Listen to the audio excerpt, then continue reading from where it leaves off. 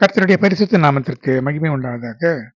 ஸ்திரீயின் நிமித்தம் வாதை என்ற தலைப்பில் ஒரு செய்தியை தியானிக்கப் போகிறோம். இந்த செய்தியில ஸ்திரீகளின் நிமித்தமாக ஜனங்கள் எப்படி பாதிக்கப்பட்டார்கள், தனிப்பட்ட மனிதர்கள் எப்படி பாதிக்கப்பட்டார்கள், தண்டனை அடைந்தார்கள் என்பதை பற்றி ஒரு செய்தியை தியானிக்கப் போகிறோம். இந்த செய்தியை தேவனாகிய கர்த்தருடைய கிருபையுள்ள கரங்களிலே கொடுத்து ஜெபிக்கலாம். அன்பின் தெய்வமே கர்த்தாவே, நன்றியோடு ஸ்தோத்திரிக்கிறேன். ஸ்திரீகளுக்கு இன்னல் கொடுத்தவர்களை எப்படி பாதித்தீர், தண்டித்தீர் என்பதை நாங்கள் வேதத்தில் அறிந்து கொள்கிறோம். இதை பற்றிய ரகசியங்களை, இதை பற்றிய செய்தியை, இதில் மறந்திருக்கிற சத்தியங்களை எங்களுக்கு வெளிப்படுத்தி தாரும். உடைய மேன்மையான நாமத்தை மகிமைப்படுத்திக் கொள்ளும். இயேசுவின் இன்ப நாமத்தில் வேண்டுகிறேன் ஜீவனுடைய நல்ல பிதாவே, ஆமென்.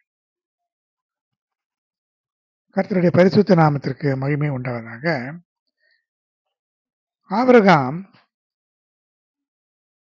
கேராரிலே தங்கியிருந்தான் என்று ஆதியாகமம் 20ஆம் அதிகாரம் 1 முதல் இருக்கிற வசனங்களில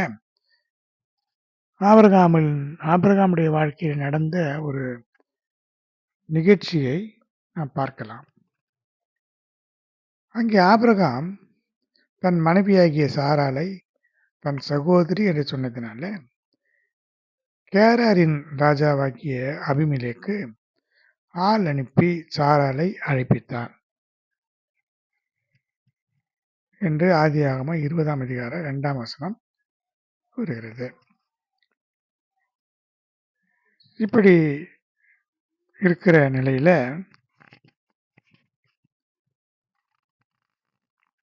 தேவன் அவனோடு கூட சொப்பனத்திலே இடைப்பட்டார். இடைப்பட்ட அந்த நேரத்தில்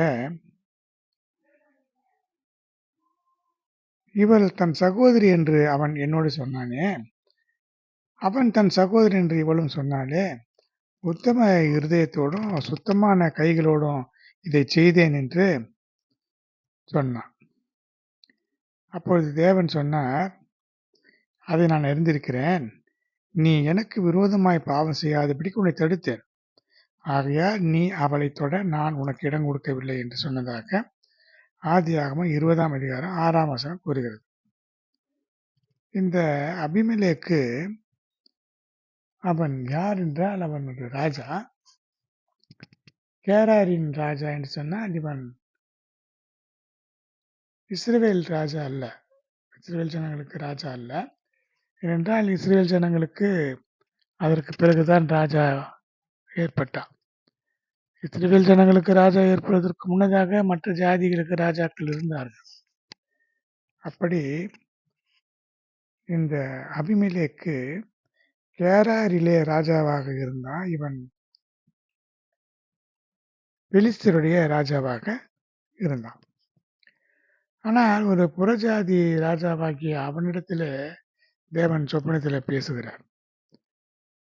ஏனென்றால் ஆபிரகாமுடைய மனைவி சாராள் என்பவள்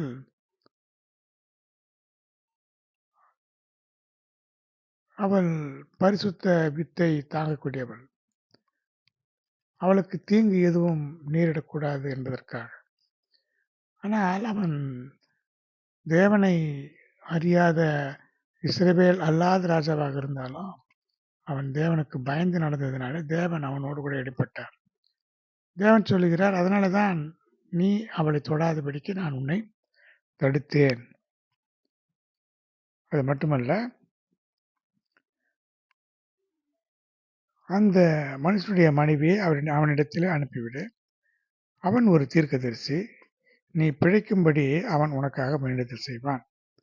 நீ அவளை அனுப்பிவிடாதிருந்தால் நீயும் உன்னை சேர்ந்த யாவரும் சாகவே சாவீர்கள் என்று அறிவாயாக என்று சொப்பனத்தில் அவனுக்கு சொன்னார் என்று ஆதியாகமம் 20ஆம் அதிகாரம் 7ஆம் வசனம் கூறுகிறது. இப்படி இந்த ஸ்திரீயை தன் வீட்டிற்கு அழைப்பித்ததுனால தேவன் இடைப்பட்டார். ஒரு தனிப்பட்ட ஸ்திரீக்காக தேவனே சொப்பனத்தில் தோன்றி ஒரு ராஜாவை எச்சரித்ததை பார்க்கிறோம். வேதத்தின் வாயிலாக அறிந்து கொள்கிறோம். பிறகு அந்த ராஜாவாகிய அபிமெலேக்கு ஆபிரகாமை அழைத்து, எங்களுக்கு என்ன காரியம் செய்தாய்?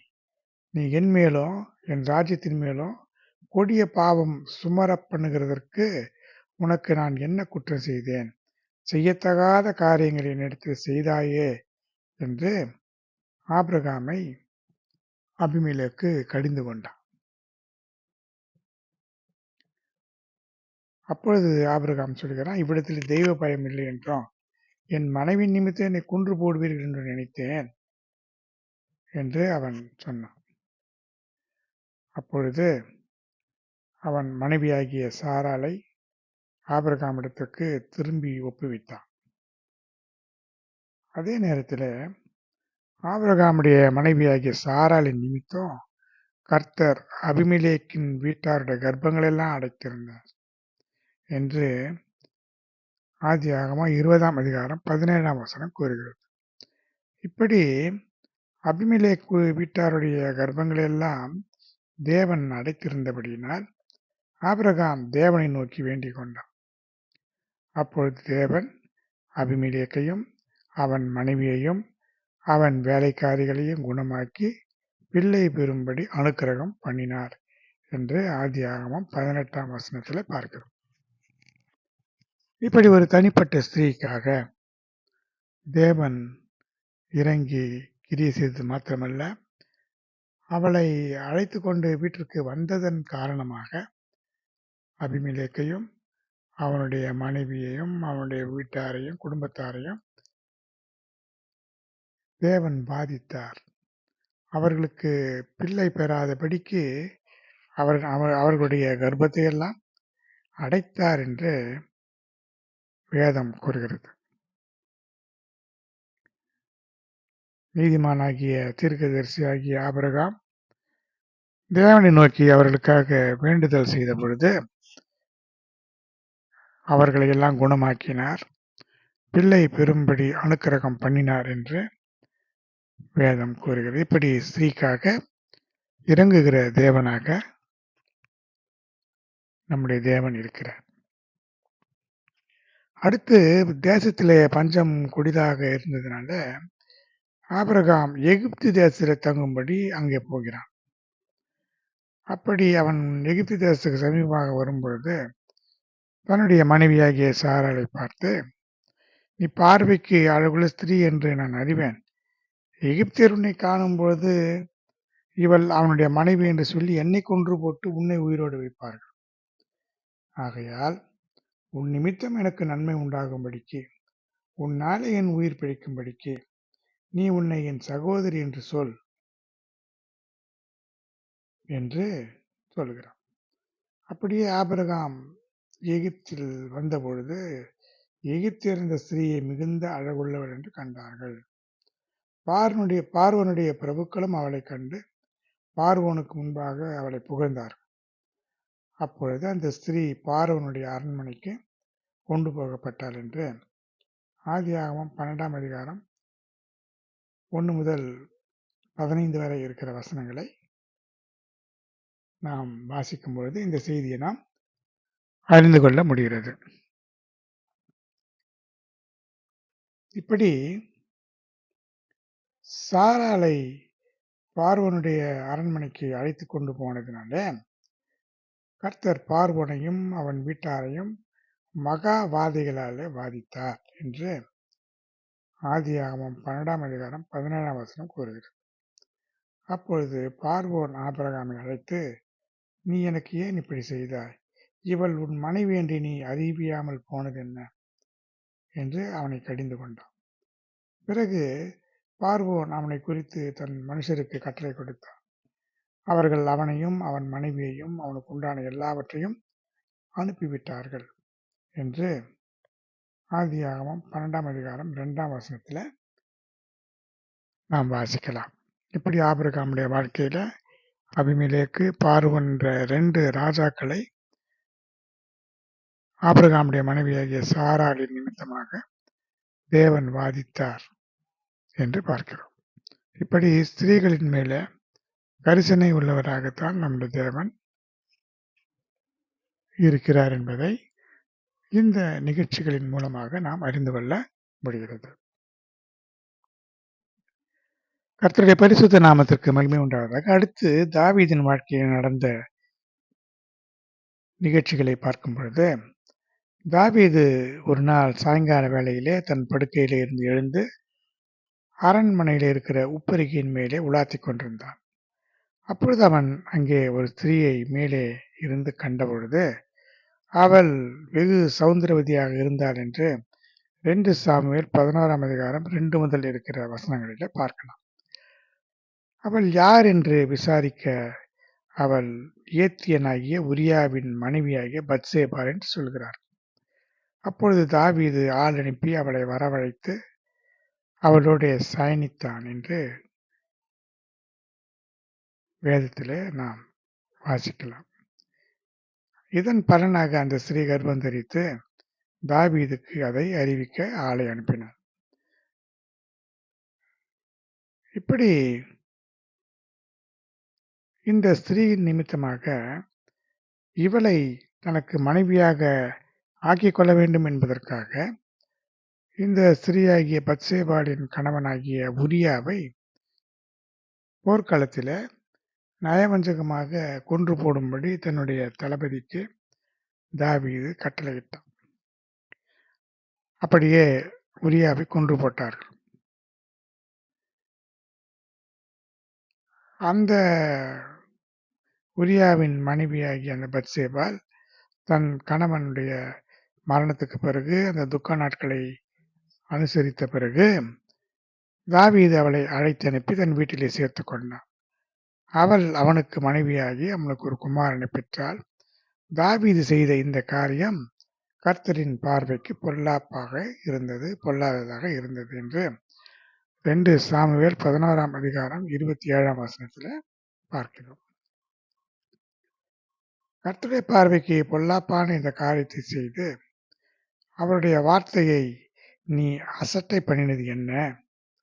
ஏத்தியனாகிய உரியாவை நீ பட்டயத்தினாலே மடிவித்து அவன் மனைவியை உனக்கு மனைவியாக எடுத்துக்கொண்டு அவனை அம்மோன் புத்திரரின் பட்டயத்தினாலே கொன்று போட்டாயே என்று சொல்லி தேவன் தீர்க்கதரிசியின் மூலமாக தாவீதினிடத்தில் பேசுகிறார். இப்பொழுதும் நீ என்னை அசட்டை பண்ணி ஏத்தியனாகிய உரியாவின் மனைவியை உனக்கு மனைவியாக எடுத்துக்கொண்டபடினால் பட்டயம் என்றைக்கும் உன் வீட்டை விட்டு விலகாதிருக்கும். ஆனாலும் இந்த காரியத்தினாலே கர்த்தருடைய சத்துருக்கள் தூஷிக்க நீ காரணமாக இருந்தபடியினால் உனக்கு பிறந்த பிள்ளை நிச்சயமாய் சாகும் என்று சொல்லி தீர்க்கதரிசியாகிய நாத்தான் போய்விட்டான்.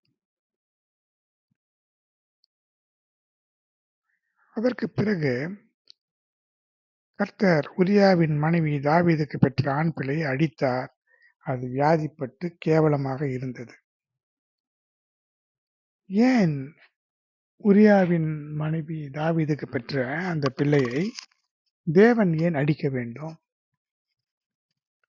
என்றால், குற்றமில்லாத இரத்தம், தாவீது குற்றமில்லாத இரத்தத்தை சிந்தினான். உரியா எந்த குற்றமும் செய்யவில்லை. நயவஞ்சகமாக அவனை உரியாவின் மனைவிக்காக கொன்று போட்டான். இது ஒரு இரத்தப்பழியாக இருக்கிறதுனால இந்த இரத்தப்பழி தேசத்திற்கு பெரிய தீமையை உண்டு பண்ணும். தேசத்துக்கு தீமையை உண்டு பண்ணினால் அது தேசத்தின் நன்மைக்கு விரோதமாக, ஜனங்களின் நன்மைக்கு விரோதமாக இருக்கும்.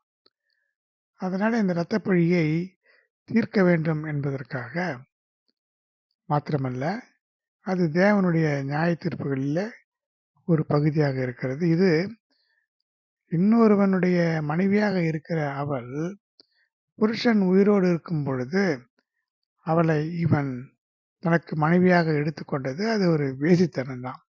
அது விபச்சாரத்திற்கு ஒப்பாக இருக்கும். அந்த காலங்களிலே ஒரு மனிதன் எத்தனை மனைவிகளை வேண்டுமானாலும் வைத்துக் கொள்ளலாம்.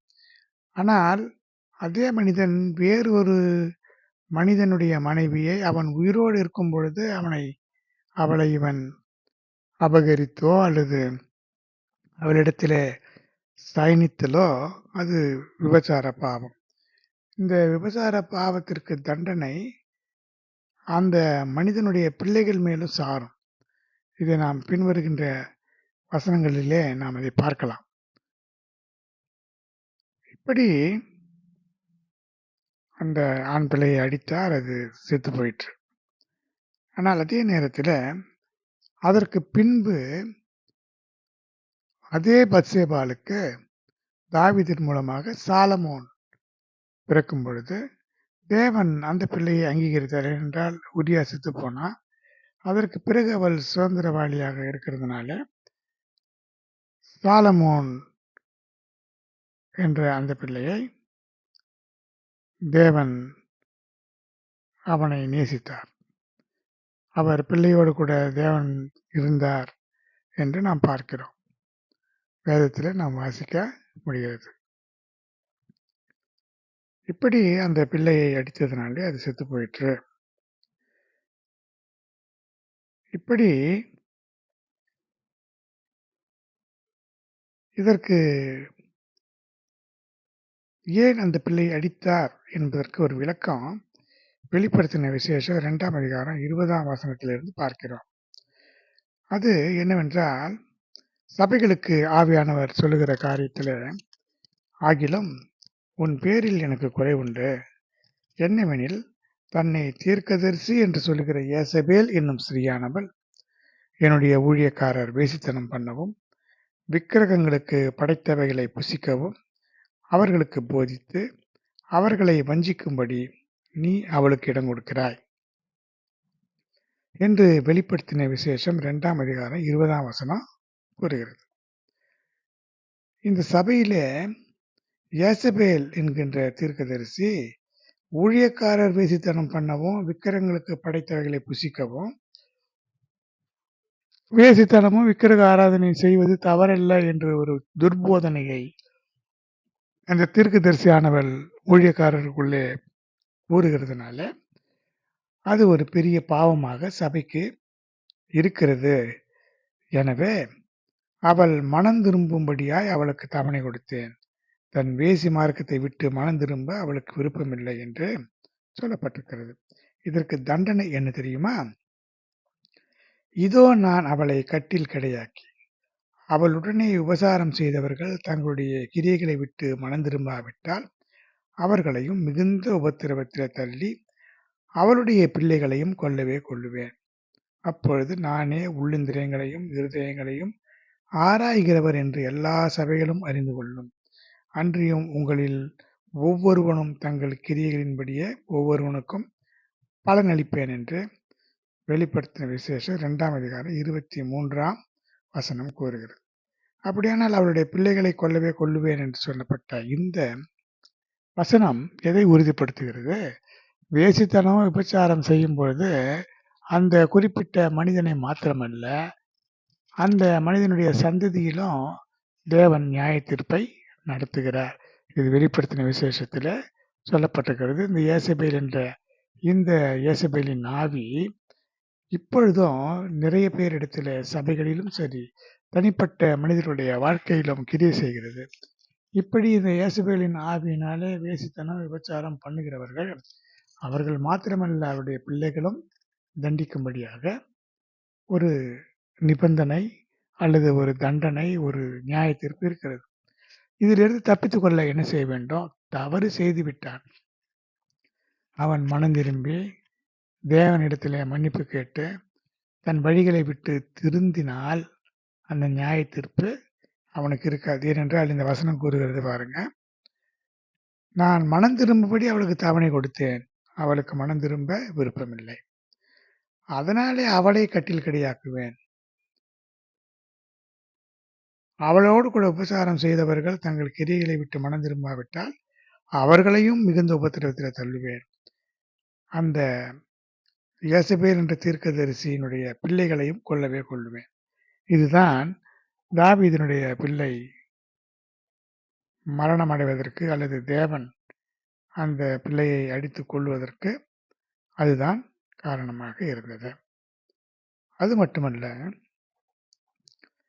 யாத்திராகமம் 34ஆம் அதிகாரம் 7ஆம் வசனத்தில் சொல்லப்பட்டிருக்கிறது, கர்த்தர் 1000 தலைமுறைகளுக்கு இரக்கத்தை காக்கிறவர், அக்கிரமத்தையும் மீறுதல்களையும் பாவங்களையும் மன்னிக்கிறவர், குற்றவாளியை குற்றமற்றவனாக விடாமல் பிதாக்கள் செய்த அக்கிரமத்தை பிள்ளைகளிடத்திலும் பிள்ளைகளுடைய பிள்ளைகளிடத்திலும் 3ஆம் 4ஆம் தலைமுறை மட்டும் விசாரிக்கிறவர்.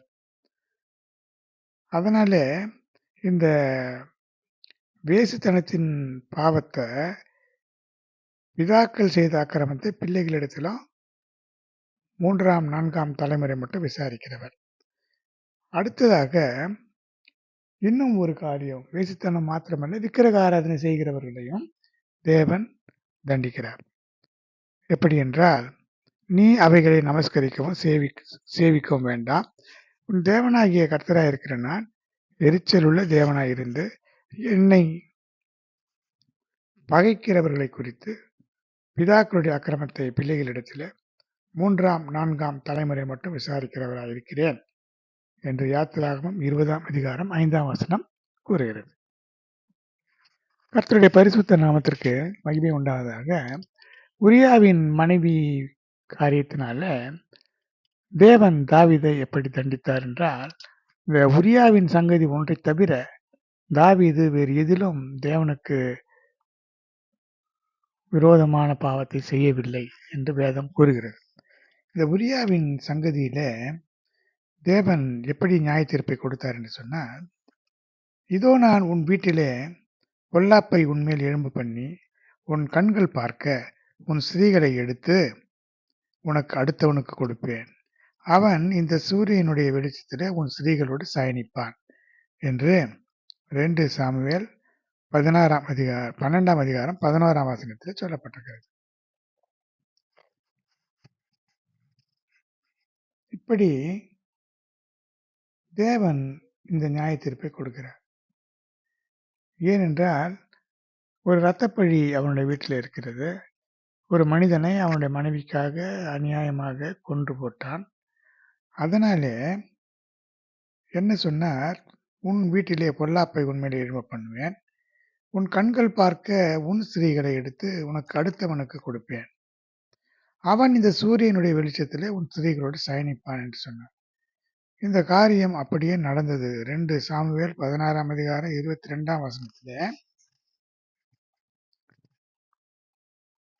நீ ஒளிப்பிடத்திலே அதை செய்தாய், நானும் இந்த காரியத்தை இஸ்ரவேலர் எல்லாருக்கு முன்பாகவும் சூரியனுக்கு முன்பாகவும் செய்விப்பேன் என்று சொன்னார். இது 2 சாமுவேல் 12ஆம் அதிகாரம் 12ஆம் வசனத்தில் இப்படி சொல்லப்பட்டிருக்கிறது. இதற்கு பிறகு தாவீதின் மகனாகிய அப்சலோம் அவன் தாவீதை துரத்தி தாவீதினுடைய ராஜ்யபாரத்தை அவன் எடுத்துக்கொண்டான். அப்பொழுது அவன் ஓடி போகும் பொழுது அவனுடைய வீட்டில் பின் வைப்பாக வைத்துவிட்டு போனதான தாவீதினுடைய 10 மறுமனையாட்டிகள் இருந்தார்கள். அப்படி அந்த 10 மறுமனையாட்டிகளை அவன் என்ன செய்தான், உப்பரிகையின் மேலே ஒரு கூடாரத்தை போட்டு அங்கே அப்சலோம் சகல இஸ்ரவேலரின் கண்களுக்கு முன்பாக தன் தகப்பனுடைய மறுமனையாட்டிகளிடத்தில் பிரவேசித்தான். 2 சாமுவேல் 16ஆம் அதிகாரம் 22ஆம் வசனம். தேவன் சொன்ன காரியத்தில் ஒரு எழுத்து உருவு கூட மாறாது. அவர் சொன்னார், அதை அப்படியே செய்துவிட்டார். இப்படி ஒரு ஸ்திரீயின் நிமித்தமாக ஒரு தாவீது தேவனுடைய இருதயத்துக்கு ஏற்றவன் தான். தாவீதை போல ஒரு நல்ல மனிதன், ஒரு ராஜா, தேவனுடைய கட்டளைகளுக்கு கீழ்ப்படிந்து பயந்து அவருக்காக பாடுபட்டவன் யாரும் இல்லை. ஆனாலும் அவன் ஒரு ஸ்திரீயின் நிமித்தமாக இப்படிப்பட்ட தண்டனையை அடைந்தான். அவனுடைய மறுமனையாட்டிகளே, அவனுடைய மகனே இப்படி அவமானப்படுத்தத்தக்கதான காரியத்தை செய்த நிலையை நாம் பார்க்க முடிகிறது. அடுத்து யாக்கோபின் குமாரத்தியாகிய தீனாள் தேசத்து பெண்களை பார்க்க அங்கே புறப்பட்டான். அப்பொழுது ஏவியனாகிய ஏமோரின் குமாரனோ அந்த தேசத்து பிரபுவாகிய சீகேம் என்பவன் அவளை கொண்டு போய் அவளுடைய சயனித்து அவளை தீட்டுப்படுத்தினான் என்று ஆதியாகமம் 34ஆம் அதிகாரம் 2ஆம் வசனத்திலே பார்க்க முடிகிறது. இப்படி இந்த செய்தியை யாக்கோபின் குமாரர் கேட்டவுடனே, இப்படிப்பட்ட மதிகெட்ட காரியத்தை இஸ்ரவேலிலே செய்ததினாலே யாக்கோபின் குமாரர் மிகுந்த கோபம் கொண்டு மனம் குதித்து இருந்தார்கள். ஆனால் சீகேமின் தகப்பனாகிய ஏமோர் யாக்கோபிடத்தில் வந்து அவளை என் மகனுக்கு மனைவியாக கொடுங்கள், எங்களோடு நீங்கள் சம்பந்தம் கலந்து வாசம் பண்ணுங்கள் என்றெல்லாம் சொன்னதாக ஆதியாகமம் 34ஆம் அதிகாரம் 7 முதல் 10 வரை இருக்கிற வசனங்களில நாம் வாசிக்க முடிகிறது. ஆனால் யாக்கோபுடைய குமாரர் என்ன செய்தார்கள்? தங்கள் சகோதரியாகிய தீனாளை சீகேம் தீட்டுப்படுத்தினபடினாலே அவனுக்கும் அவன் தகப்பனாகிய ஏமோருக்கும் வஞ்சகமான மறுமொழியாக சொன்னது என்னவென்றால், விருத்தச்சேதனம் இல்லாத புருஷனுக்கு நாங்கள் எங்கள் சகோதரியை கொடுக்கலாகாது, அது எங்களுக்கு நிந்தியாக இருக்கும். எனவே நீங்களும் உங்களில் இருக்கும் ஆண் மக்கள் யாவரும் விருத்தச்சேதனம் பண்ணப்பட்டு எங்களைப் போல ஆனால் நாங்கள் சம்மதித்து உங்களோட குடியிருந்து ஏக ஜனமாக இருப்போம் என்று சொன்னார்கள். அந்த பிரபு ஒரு செல்வாக்கு மிகுந்த ஒருவனாக இருந்ததுனால அந்த ஜனங்கள் அதை தட்டாமல் எல்லாரும் ஆண் மக்கள் யாவரும் விருத்தச்சேதனம் செய்து கொண்டார்கள் என்று ஆதியாகமம் 34ஆம் அதிகாரம் 24ஆம் வசனத்தில் வேதத்தில் நாம் வாசிக்கிறோம். இப்படி இருக்கும் பொழுது 3வது நாளிலே அவர்களுக்கு நோவு எடுத்துக்கொண்ட பொழுது யாக்கோபின் குமாரரும் தீனாளின் சகோதரருமாகிய சிமியோன், லேவி என்ற 2 பேரும் தங்கள் பட்டயத்தை எடுத்துக்கொண்டு துணிகரமாய் பட்டணத்தின் மேலே பாய்ந்து ஆண் மக்கள் யாவரையும் கொன்று போட்டார்கள். இப்படி அவர்களை கொன்று போட்டு அவருடைய தட்டுமுட்டுகளை எடுத்துக்கொண்டு குழந்தைகளையும் ஸ்திரீகளையும் சிறைபிடித்து எல்லாவற்றையும் வீட்டிலே இருந்தவற்றையெல்லாம் கொள்ளையிட்டார்கள். இப்படி அவருடைய ஆடு மாடுகள் கழுதைகள் பட்டணத்திலே வெளியிலே இருந்தவைகள் யாவையும் அவர்கள் கொள்ளையிட்டார்கள். அப்பொழுது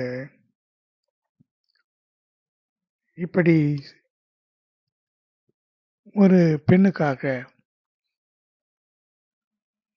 இத்தனை ஒரு பட்டணத்தையே நாசமாக்கினார்கள்.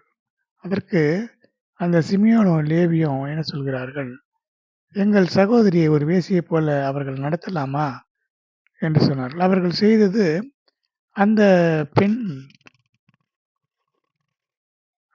அவள் அவமானப்படுத்தப்பட்ட அந்த நிகழ்ச்சிக்கு அவர்கள் செய்தது சரியாக இருக்கும். ஏனென்றால் தேவன் சொல்லுகிறார், ஒரு பெண்ணினுடைய கற்பு என்று சொல்லும் பொழுது அது அவளுடைய உயிரை போல என்று வேதம் சொல்கிறது. சடுதியிலே ஒருவன் பாய்ந்து உயிரை பறித்து கொண்டது போல இந்த கற்பழிப்பு என்பது வேதத்திலே சொல்லப்பட்டிருக்கிறது. என்றால் வேதம் இந்த பெண்களுடைய கற்பு நெறியை உயிரை போல சொல்கிறது, உயிருக்கு இணையாக சொல்கிறது. எனவே அவளுடைய சகோதரர்கள் சிமியோனும் லேவியும் இப்படி செய்தார்கள். ஒரு பெண்ணுக்காக ஒரு பட்டணத்தையே நாசமாக்கினார்கள். ஆனால் யாக்கோபு, நான் கொஞ்ச ஜனம் உள்ளவன், இவர்கள் என்னை வந்து அழித்து விடுவார்களே, என் வாசனையை கெடுத்து போட்டீர்களே என்றெல்லாம் சொல்லி புலம்பி சிமியோனையும் லேவியையும் சபிக்கிறான். நீங்கள் கொடுமையின் பட்டயங்கள், கொடுமையின் கருவிகள், நீங்கள் ஏக சகோதரர், இப்படி ஒரு பெண்ணுக்காக நீங்கள் ஒரு பட்டணத்தை நிர்மூலமாக்கினீர்கள், யாக்கோபிலே உங்களை சிதற பண்ணுவேன் என்றெல்லாம் அவன் சபித்தான். ஆனால் யாக்கோபின் காரியம் என்னவென்று சொன்னால், ஒரு பெண்ணை புதிய இடத்திலே 4 மனைவிகள் அவனுக்கு இருந்த போதிலும் தனியாக அவளை விட்டது அவனுடைய கவனக்குறைவு.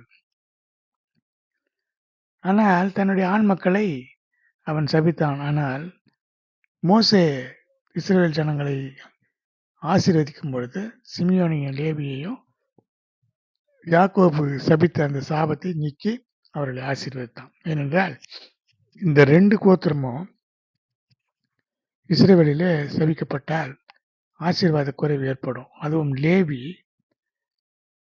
கர்த்தருக்கு உண்டான ஒரு லேவி புத்திரர் கர்த்தருடைய சுதந்திரம். கர்த்தருடைய சுதந்திரத்தை இவன் சபிக்க முடியாது.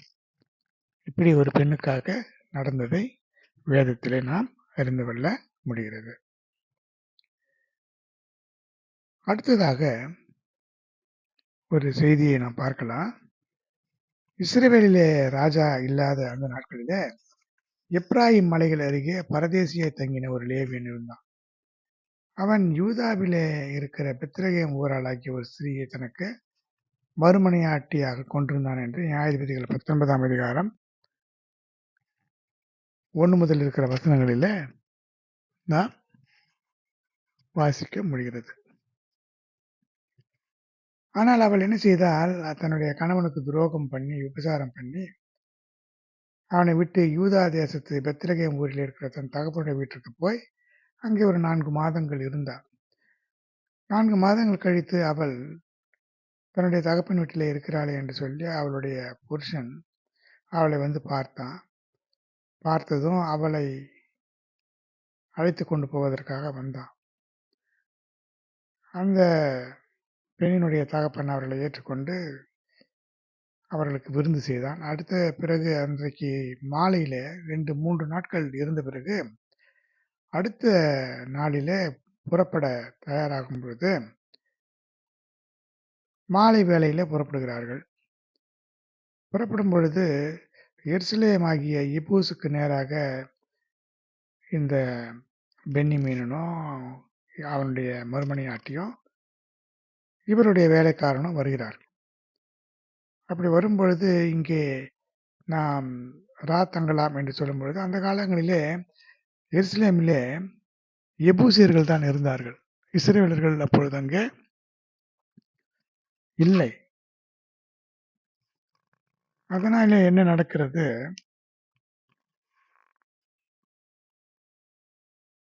இஸ்ரவேல் புத்திரர் இல்லாத மறுஜாதியர் இருக்கிற பட்டணத்துக்கு போகக்கூடாது, அதனால கிபியாவுக்கு போவோம், இங்கே நாம் தங்க வேண்டாம், ஏனென்றால் இப்படி இருக்கிறது நல்லதல்ல என்று சொல்லி அவர்கள் புறப்படுகிறார்கள். சூரியன் அஸ்தமிக்கும் பொழுது ஒரு கிழவன் வந்தான். அந்த மனுஷன் எப்ராயிம் மலை தேசத்தான். அவன் கிபியாவிலே சஞ்சரிக்க வந்தான். அவ்விடத்து மனுஷர் அங்கே வாழ்ந்தவர்கள் பென்யமீனர்கள். அவர்கள் அங்கே ராத்தங்க மனதில்லாமல் கிபியாவில போய் ராத்தங்க வேண்டும் என்று போகிறார்கள்.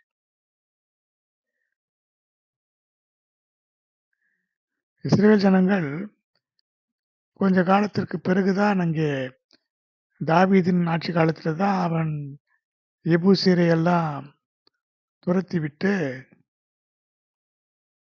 எருசலேமில் அந்த பக்கத்தில் இந்த சீயோன் கோட்டையெல்லாம் பிடித்து அங்கே இஸ்ரவேலர்கள் தங்குகிறார்கள். இப்பொழுது இஸ்ரவேலர்கள் எபூசு என்று அழைக்கப்படுகிறதான எருசலேமில் இப்பொழுது தங்கியிருக்கிறார்.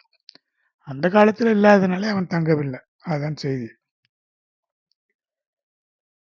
அந்த கிழவன் கேட்கிறான், எங்கே இருந்து வந்தாய் என்று கேட்கும் பொழுது, நான் இப்படி அங்கே இருந்து வருகிறேன், இந்த இடத்துக்கு போகிறேன் என்று சொல்லும் பொழுது, அவன் அவர்களை தன்னுடைய வீட்டுக்கு கொண்டு போய் அவர்களுக்கு ஆகாரம் கொடுத்தான். அவர்கள் புசித்து குடித்தார்கள். அவர்கள் இப்படி மனமகிழ்ச்சியா இருக்கிற வேளையில பேலியாளின் மக்களாகிய அந்த ஊர் மனுஷர் சிலர் அந்த வீட்டை சூழ்ந்து கொண்டு கதவை தட்டி, அந்த மனுஷனை நாங்கள் அறியும்படிக்கு வெளியே கொண்டு வா என்று வீட்டுக்காரனாகிய அந்த கிழவனோடு சொன்னார்கள் என்று நியாயாதிபதிகள் 19ஆம் அதிகாரம் 22ஆம் வசனத்தில் சொல்லப்பட்டிருக்கிறது. அந்த காலங்களிலே லோத்தின் காலத்தில் நடந்தது போல இங்கேயும் ஓரின சேர்க்கைக்காக அந்த மனிதனை அழைக்கிறார். அவன் என்ன சொல்லியும் அவர்கள் கேட்கவில்லை. அப்பொழுது அந்த பென்யமீனன் என்ன சொல்கிறான், இவர்களை பார்த்து அவன் தன் மறுமனையாட்டியை பிடித்து அவரிடத்தில் வெளியே கொண்டு வந்து விட்டுவிட்டான். அந்த மனிதர்கள் முழுவதும் விடியும் மட்டும் அந்த பெண்ணை லட்சியாய் நடத்தி விட்டுவிட்டார்கள். பின்பு அவள் அதன் நிமித்தமாக மரித்து போனாள். இந்த மனிதன் என்ன செய்தான்,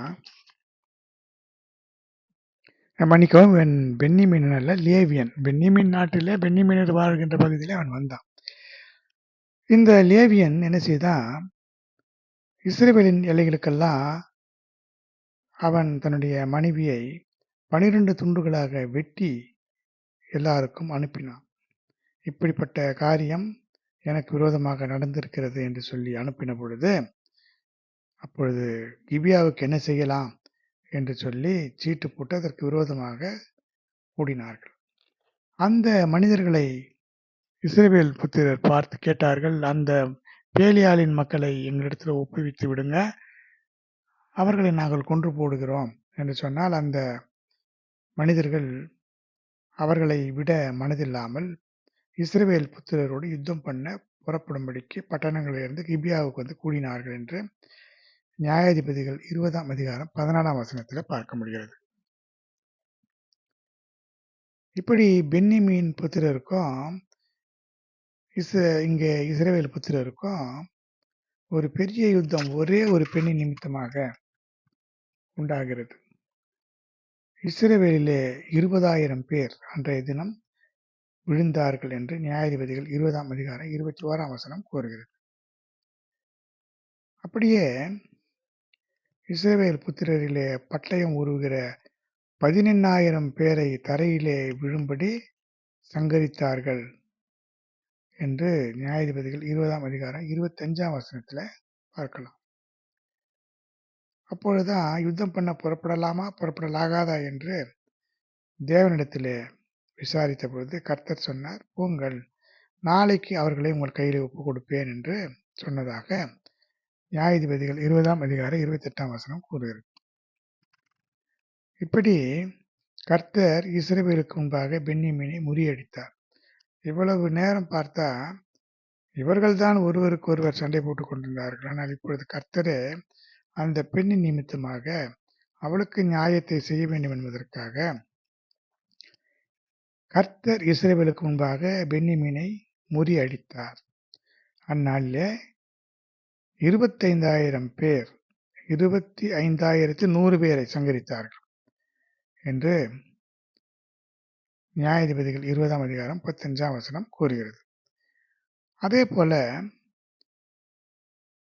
அடுத்து தொடர்ந்து பென்னிமீனரிலே 18,000 பேர் விழுந்தார்கள். வனாந்தரத்திலே ஓடிப்போன அவர்களிலே இன்னும் 5,000 பேரை கொன்று போட்டார்கள். பிறகு பின்தொடர்ந்து போகும்போது 2,000 பேரை வெட்டி போட்டார்கள். இப்படி இவ்விதமாக பென்னிமீனரிலே அந்நாளிலே விழுந்தவர்கள் எல்லாரும் 25,000 பேர். அவர்களெல்லாம் பட்டயம் உருகிற பலவான்களாக இருந்தார்கள் என்று பார்க்க முடிகிறது. அது மட்டுமல்ல, இஸ்ரவேலர் பென்னிமீன் புத்திரர் மேல் திரும்பி பட்டணத்தில் மனுஷர் தொடங்கி மிருகங்கள் மட்டும் கண்டவைகள் எல்லாவற்றையும் பட்டயக்கருக்கினாலே வெட்டி கண்ட பட்டணங்களில் எல்லாம் அக்னியினாலே கொளுத்தி போட்டார்கள் என்று நியாயாதிபதிகள் 20ஆம் அதிகாரம் 48ஆம் வசனத்திலே நாம் இதை பார்க்க முடிகிறது. கர்த்தருடைய பரிசுத்த நாமத்திற்கு மகிமை உண்டாவதாக. இவ்விதமாக ஒரு ஸ்திரீயின் நிமித்தமாக தேவன் எப்படி இறங்கி கிரி செய்தார் என்பதை நாம் பார்க்க முடிகிறது. வேதத்திலே இருந்து பல நிகழ்ச்சிகளை நாம் அறிந்து கொள்ள முடிகிறது. எனவே இந்த வேசித்தனம் அல்லது விபசார பாவம், கற்பழிப்பு இதெல்லாம் பெரிய ஒரு ஆக்கினை தீர்ப்பை கொடுக்கக்கூடியதாக இருக்கிறது. இப்படிப்பட்ட ஆவிகள் இன்றைக்கு நிறைய கிரியை செய்து கொண்டிருந்த போதிலும் கர்த்தர் நம்மையெல்லாம் இந்த பொல்லாத வல்லமைகளுக்கு விலக்கி பாதுகாத்து வழிநடத்துகிற கிருபைக்காக நன்றியோடு ஸ்தோத்திரிக்கலாம். இந்த செய்தியை தேவனுடைய கரங்களிலே கொடுத்து ஜெபிக்கலாம். அன்பின் தெய்வமே, கர்த்தாவே, நன்றியோடு ஸ்தோத்திரிக்கிறேன். எங்களுடைய வாழ்க்கையிலே நீர் எங்களை பாதுகாக்கிறவராக இருக்கிறீர். இந்த பொல்லாத பிசாசின் வல்லமைகளுக்கு விலக்கி எங்களை பாதுகாக்கிறீர். தொடர்ந்து எங்களை பாதுகாத்துக் கொள்ளும், வழி நடத்தும். உம்முடைய வருகையில் நாங்கள் காணப்பட உதவி செய்யும். இயேசுவின் இன்ப நாமத்தில் வேண்டுகிறேன், ஜீவனுள்ள நல்ல பிதாவே. ஆமென். என் ஆத்துமாவே கர்த்தரை ஸ்தோத்திரி, முழு உலகமே பரிசுத்த நாமத்தை ஸ்தோத்திரி. என் ஆத்துமாவே கர்த்தரை ஸ்தோத்திரி, கர்த்தர் செய்த சகல உபகாரங்களை மறவாதே. ஆமென். ஸ்தோத்திரம், ஸ்தோத்திரம், ஸ்தோத்திரம், ஸ்தோத்திரம், ஸ்தோத்திரம்.